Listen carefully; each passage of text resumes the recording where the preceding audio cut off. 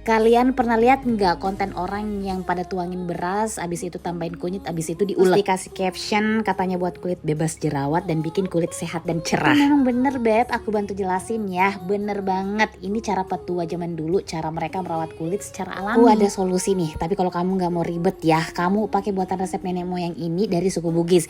Yang kedua bahan itu ada di sini, cuman ini bahannya bukan cuma kunyit dan beras saja, tapi ada beberapa bahan yang kandungannya bagus banget. Ini tuh namanya bedak lotong yang sudah diolah, disangrai jadi lebih efektif dan lebih tahan kebanding setiap kamu mau pakai ulek lagi jadinya ribet. Tapi kan ini bedak lotong lulur. Iya guys, ini lulur badan, bikin badan kamu wangi. Nah, plusnya bisa dipakai di wajah juga sebagai masker. Kalau kamu punya jerawat, beruntusan, pori-pori, flek, kamu bisa pakai ini buat penyembuhan. Aman, bedak lotong Isvel sudah BPOM, harganya pun terjangkau. Nah, mau ribet atau keluarin 39.000 aja udah bisa luluran maskeran dengan rempah resep nenek moyang. Oh, aku sih beli aja, murah dan udah dapat pembuatan aslinya.